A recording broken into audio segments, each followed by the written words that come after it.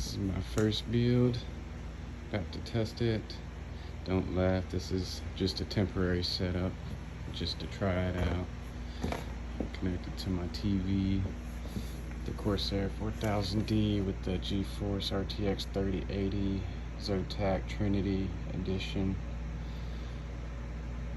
Ryzen 5 3600 XT on a X570 MSI Tomahawk with two 8 gig sticks, DDR4 3600 megahertz.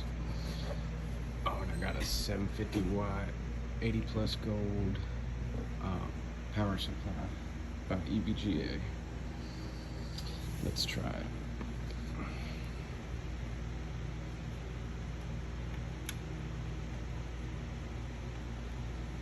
Oh, maybe I need to flip the switch.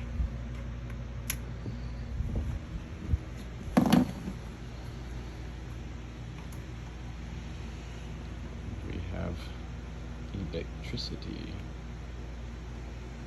I've already assembled it outside on an open bench, so I know it works. I already got windows installed. And we have life. First build. YouTube professional here. I'll clean it up and do a little better cable management.